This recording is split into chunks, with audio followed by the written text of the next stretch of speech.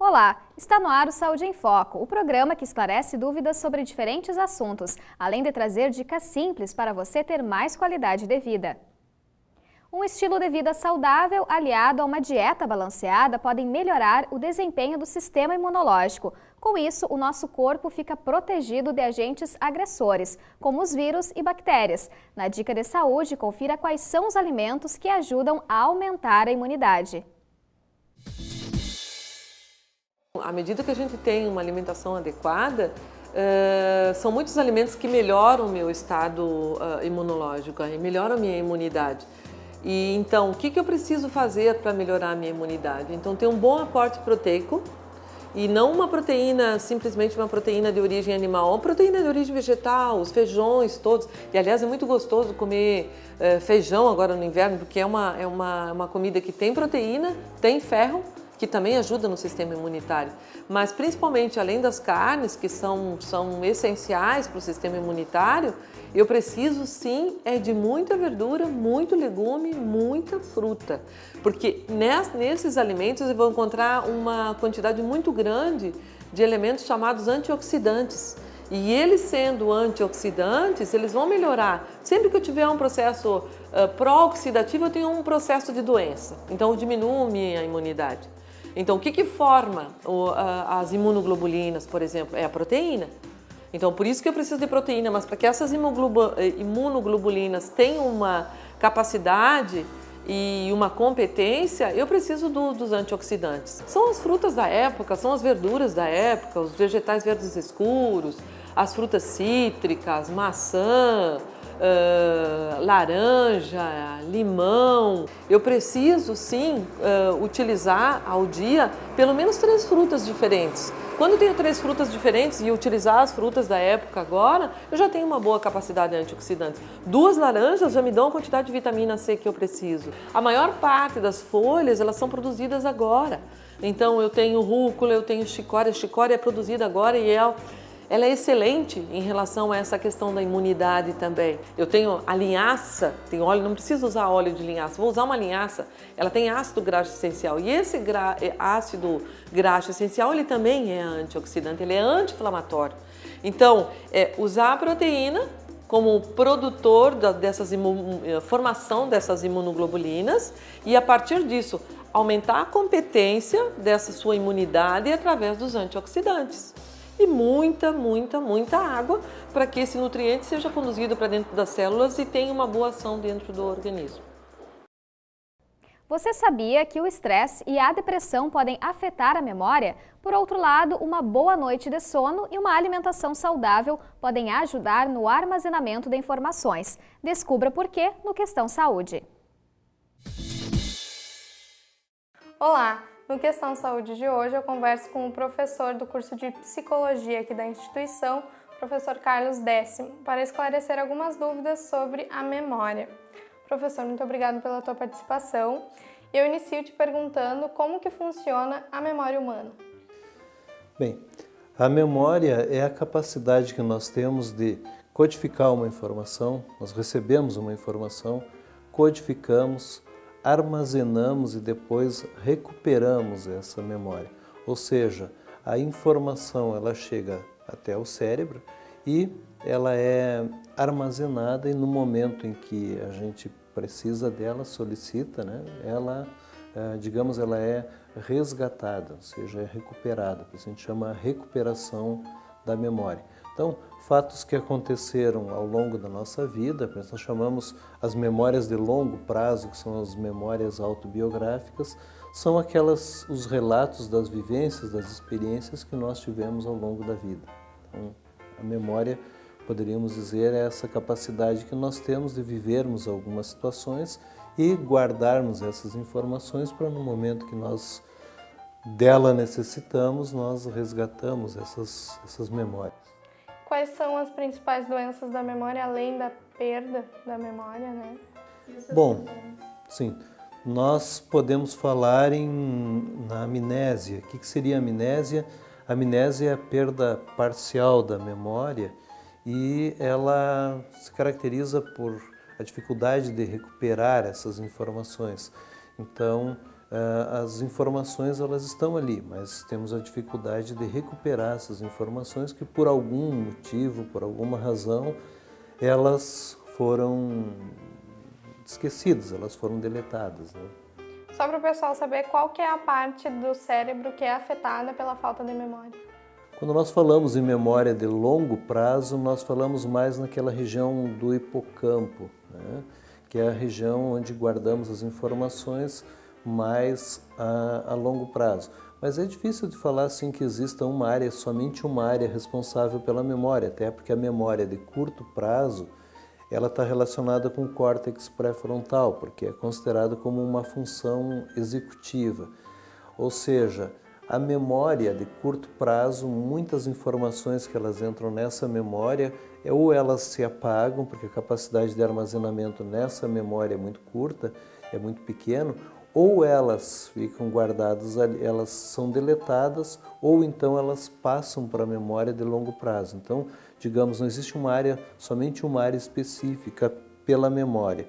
Mas na memória de longo prazo, nós temos essa região que seria mais o hipocampo. Então, muitas vezes as pessoas quando sofrem um acidente, alguma lesão, uma perda, uma parte do cérebro, o que acontece? Uma memória retrógrada, ela tem dificuldade de recordar fatos, recordar eventos que aconteceram antes do acidente. Enquanto as pessoas com amnésia anterógrada são aquelas pessoas que têm uma dificuldade de codificar, de armazenar e recuperar as informações que elas vão surgindo após o acidente, após o trauma. Bom, a nossa equipe foi às ruas para saber as principais dúvidas do público sobre a memória. Vamos conferir. De que forma eu posso exercitar a memória? Tem alguns testes, tem alguns livros, tem algum material que ajuda muito no exercício da memória. Tentar lembrar o nome das pessoas, tentar lembrar o número de telefones, compromissos, enfim, isso já ajuda bastante. Qual o momento certo de procurar ajuda médica para tratamento? Bom, a questão da memória, muitas vezes as pessoas têm dificuldade de acessar essas informações e podem ser devido a um trauma, ou seja, nós falamos que tem algumas experiências que por elas serem muito amargas, por elas serem muito difíceis de serem, digamos, vivenciadas novamente, o que acontece? Nós utilizamos um mecanismo que a gente chama de repressão, ou seja, esse conteúdo ele é reprimido e ao inconsciente, muitas vezes nós não sabemos exatamente o que está acontecendo, mas nós temos dificuldade de entendermos o porquê que a gente está agindo daquela maneira, pensando daquela forma, mas são conteúdos que ficaram guardados e que eles estão presentes, digamos, na nossa vida, mas nós não temos acesso a essa informação. Então esse é o momento de procurar uma psicoterapia, de procurar uma ajuda. Às vezes também tem alunos que estudam, mas não estudam de uma forma muito correta. E, consequentemente, assim, bom, eu estudei, mas às vezes é uma dificuldade também na forma como ele estuda. Então, na realidade, ele acha que ele estudou, mas ele não conseguiu armazenar aquele conteúdo, realizar uma aprendizagem. Então, é importante, né, uma atividade com uma psicopedagoga que seria muito interessante. O senhor já deu algumas dicas anteriormente de como cuidar da nossa memória. Eu queria que o senhor citasse algumas coisas que a gente pode fazer, coisas simples em casa, para ativar a nossa memória, para não levar ao esquecimento. O exercício da memória ajuda bastante. A questão do sono também, nós temos que ter um tempo de sono seja adequado, né? Isso depende muito de pessoa para pessoa, mas de 7 a 8, 9 horas, depende, 8 horas. Tem pessoas que dormindo 8 horas já ajuda bastante. A alimentação saudável, uma atividade física, ou seja, com atividades com um modo de vida saudável, a memória vai ser bastante beneficiada, né? Controle da alimentação também, ver o que o uso e o abuso de álcool, infelizmente de drogas também, o que acontece, também tem prejuízo para a memória. Algumas atividades como para diminuir a ansiedade também, como uma atividade física, uma caminhada, uma corrida, enfim, tudo isso também contribui. Procurar exercitar a memória seria uma forma bem interessante. Professor Carlos, muito obrigada pela tua participação. Esse foi o Questão Saúde. Até a próxima. O leite materno é fundamental para o desenvolvimento da criança, mas é preciso que a amamentação seja feita de forma correta, proporcionando um momento de carinho e cuidado entre a mãe e o bebê. Entre as mães de primeira viagem podem surgir algumas dúvidas, por isso a nossa equipe foi em busca de algumas orientações. Confira! O recado de saúde de hoje é para as mães de primeira viagem.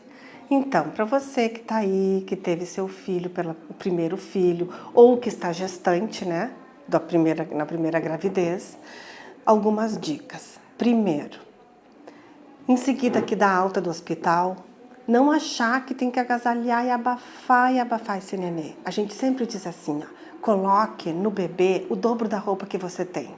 Então, se é um dia calor, que está com a manga curta, vai colocar uma manga comprida.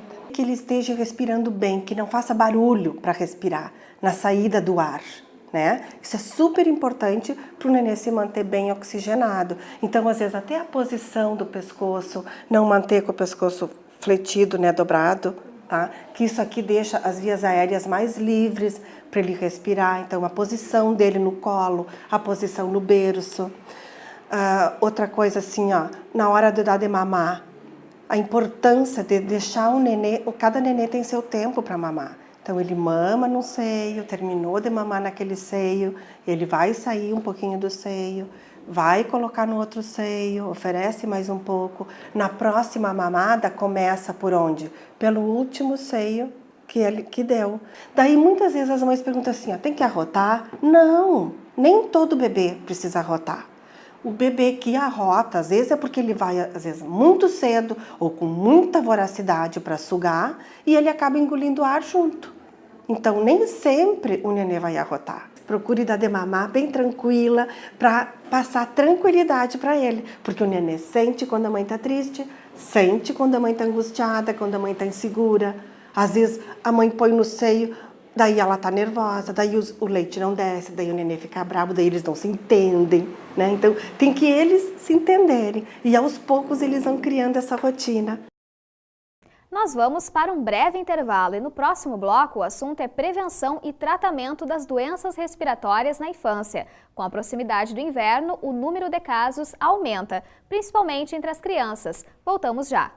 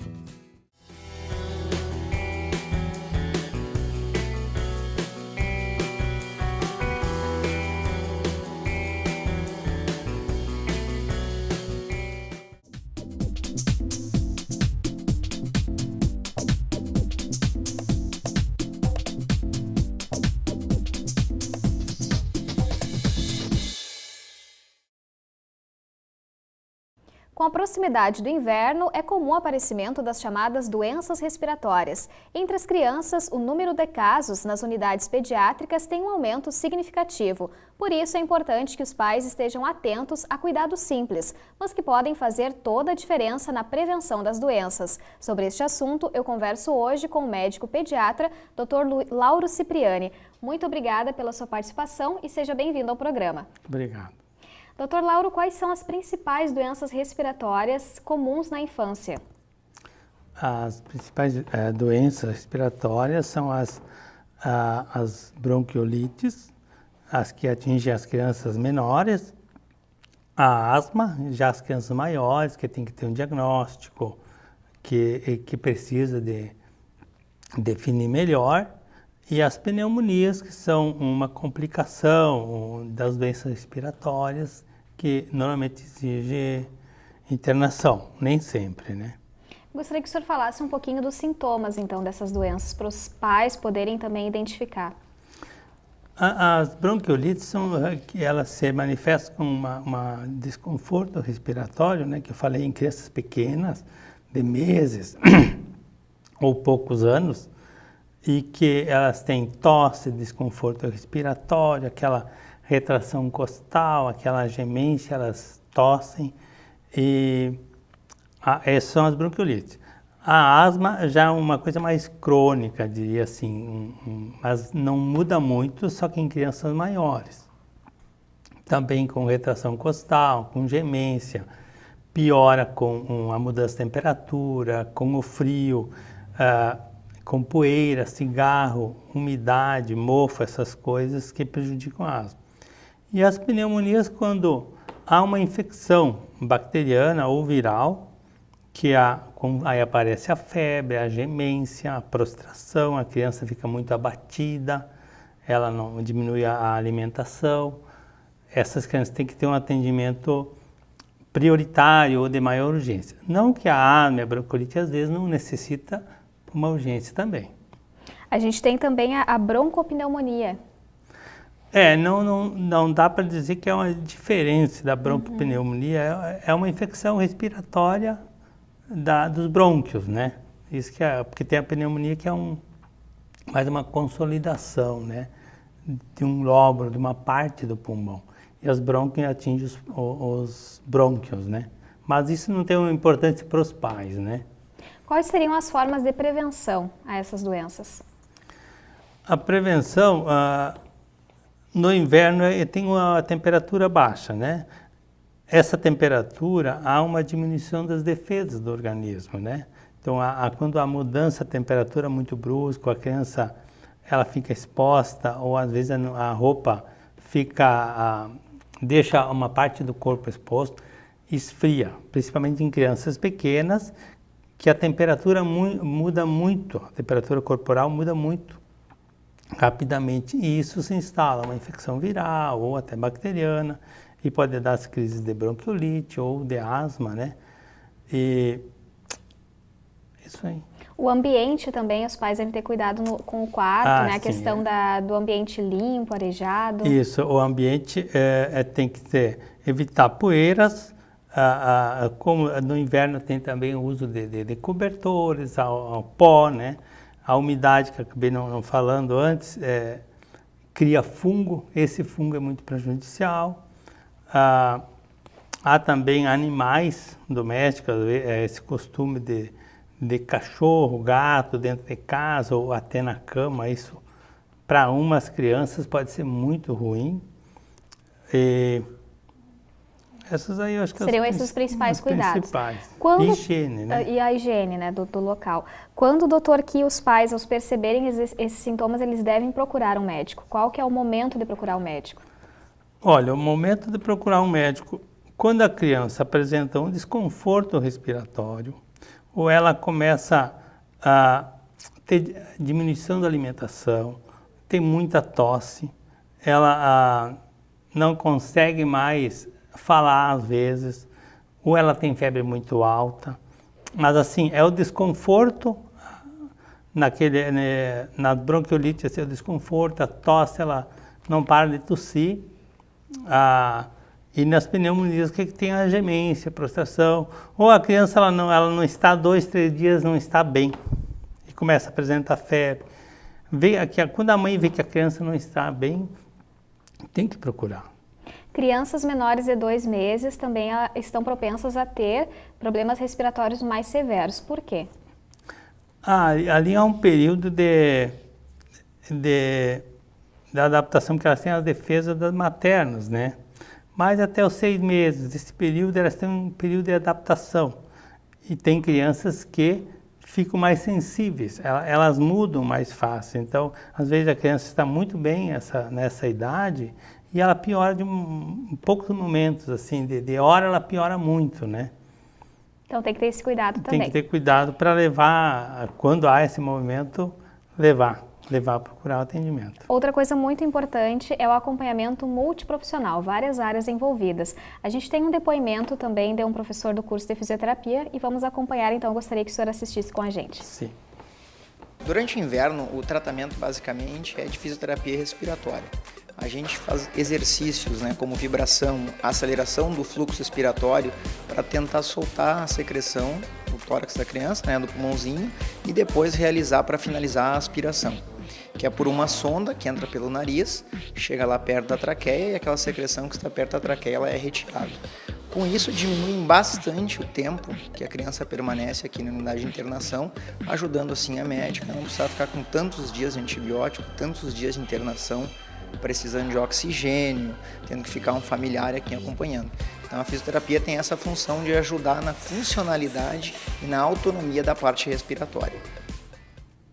Doutor, além do acompanhamento de um fisioterapeuta, quais seriam os outros profissionais que também podem estar envolvidos, né, no tratamento das doenças respiratórias? Tem os dentistas também, a higiene oral é um fator também que ajuda a diminuir isso. O nutricionista também, mas é mais uma orientação, às vezes, educacional, né, de higiene, de limpeza das vias aéreas, do nariz que fica obstruído, então dá bastante líquido, colocar algum sorinho no nariz, algum soro para limpar isso, para ela poder respirar, e também o calor, para que há uma melhor eliminação dessa secreção. Daí facilita, e que a fisioterapia eu acho que é a parte mais importante nesses pacientes. Os pais, ao perceberem então os sintomas, né, a quem eles devem recorrer em um primeiro momento? A gente sabe que o senhor trabalha na unidade de pronto atendimento na UPA, que funciona junto à Casa de Saúde. A UPA atende urgência e emergência, mas no caso, se uma criança chega com um problema respiratório, como que funciona daí? Ela será encaminhada para o hospital? Como que é o procedimento? Depende, porque se é um problema respiratório grave ou não muito grave, que necessita uma avaliação, um atendimento com medicação, com nebulização, para retirar dessa crise, às vezes não precisa a internação. Às vezes faz a medicação e poucas horas, às vezes um dia internado já resolve o problema. Tem crianças que é sintomas mais graves, a criança às vezes que já vem com uma história pregressa ou que tem infecção associada, essas crianças provavelmente precisariam uma internação. E a internação vai depender de cada caso, o tempo então que essa criança vai ficar no hospital? O tempo depende da criança, depende da patologia, né?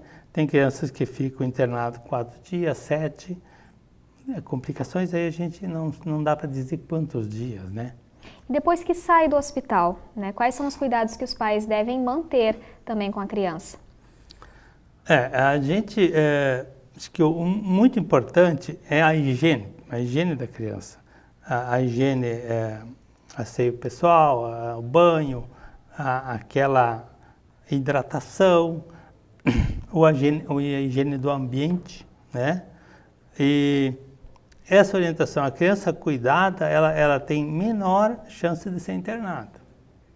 Tá certo, doutor Lauro. Eu gostaria de agradecer a sua participação e também as informações. Obrigado. O programa Saúde em Foco fica por aqui. Lembrando que se você quiser rever a nossa programação, basta acessar o YouTube no canal Unifra Online. Nos vemos na próxima semana. Até lá!